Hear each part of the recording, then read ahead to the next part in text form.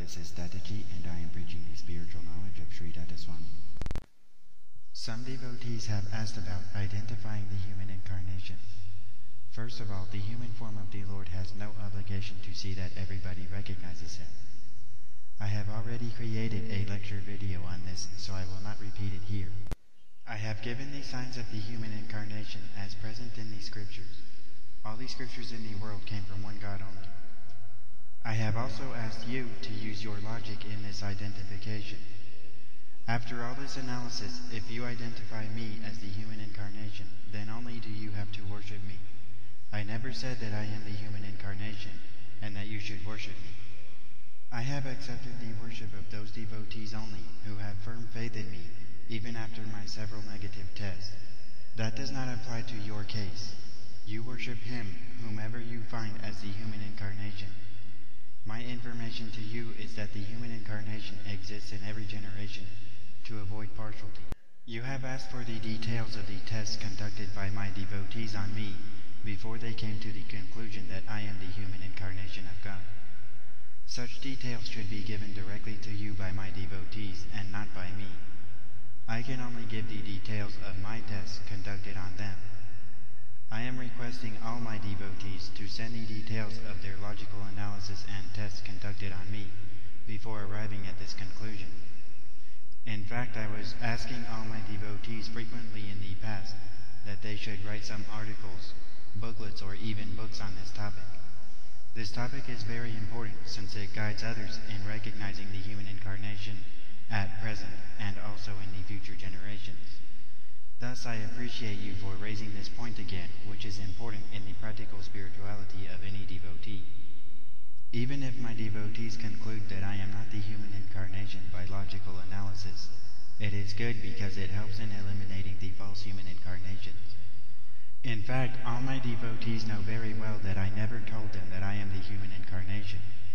My devotees themselves have given me this name, Datta Swami, and I did not have any hand in it. My devotees were constantly brainwashing me that I am Datta.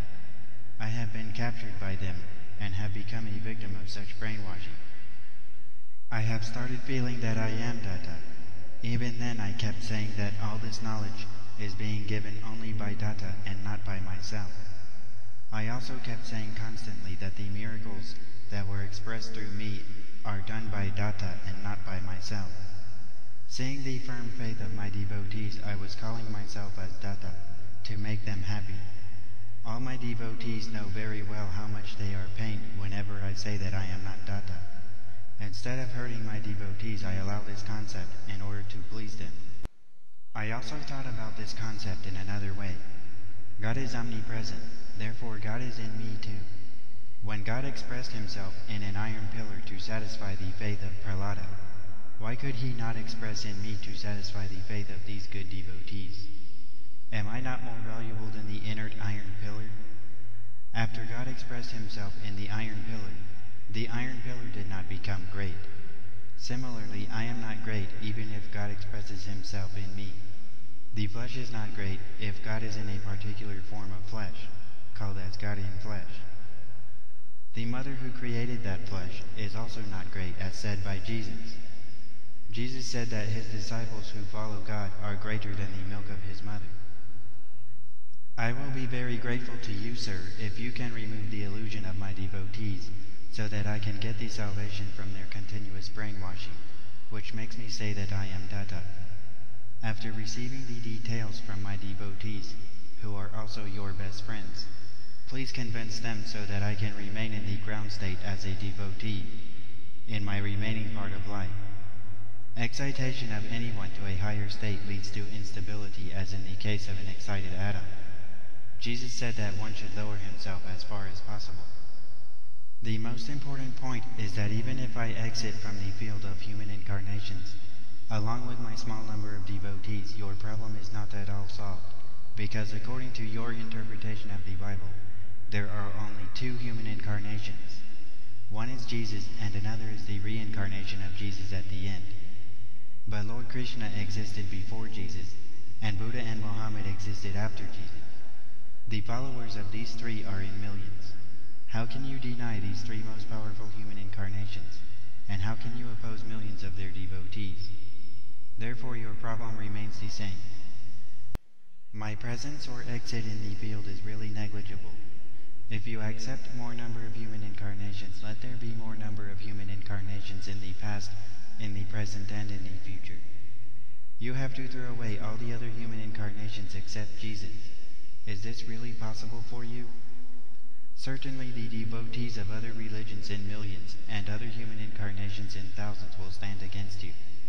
You want all the other religions to disappear, and you want all the human beings on this earth to be Christians and accept only Jesus as God. This is the ambition of every religion. These ambitions will clash with each other, and peace is crushed to pieces. No religion can achieve this ambition at any time in the future. The devotees of other religions will certainly oppose Jesus, the Bible, and Christianity. This happens to every religion. I can achieve this ambition of every religion to a very large extent. One day or the other, the entire world will have a universal religion with universal spirituality.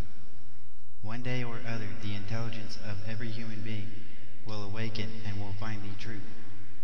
On that day, every human being will not oppose any religion. Every human being will say that Jesus is also God, Krishna is also God, etc. This will also be your success to a large extent. Nobody will oppose your religion. Every human being will respect and worship Jesus. I cannot fulfill your wish completely. You want everyone should worship only Jesus. Through my path you can get 99% success. You cannot get even 1% success by your path.